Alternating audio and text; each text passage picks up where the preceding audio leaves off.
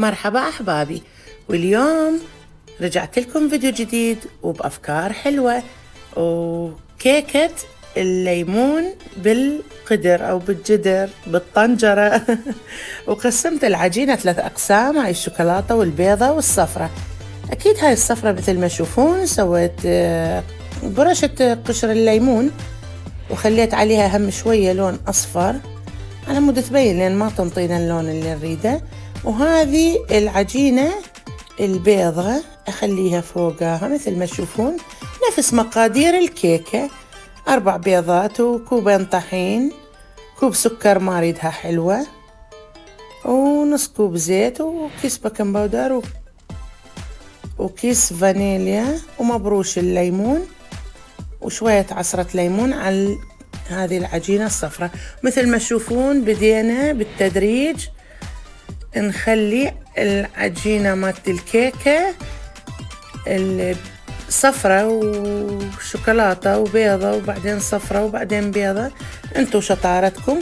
بس المهم حبيت اسويها بهذا القدر، وهاي طقيت القدر 3 طقات حتى يطلع الفقاعات منها يطلع الهواء، ودخلتها للفرن وباي باي نشوفها من وراء الزجاج. وطلعت كيكتنا تجنن نافشة والله، خوش طريقة. يعني صديقاتي نصحوني قالوا لي، قلت لهم اريدها هيك عدلة ونافشة، قالوا لي بأي قدر عندك.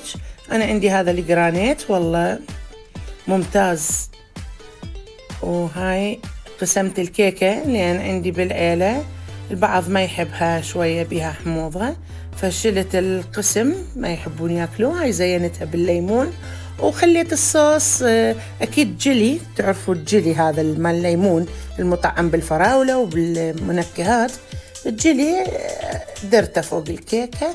وهاي سويت نسكافيه بصفها حتى أفطر بقطعتي بالصحة والهنا علينا وعليكم يا ربي.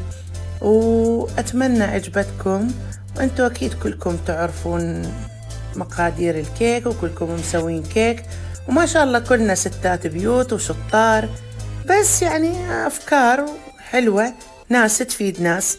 يعني أنا ردت أسويها بالقالب مالتي العادي، قوالب الكيك عندي أنا، فصديقتي قالت لي والله سويه هيك عدل يطلع طيب، وعاشت إيدها وإيدكم، وباي باي.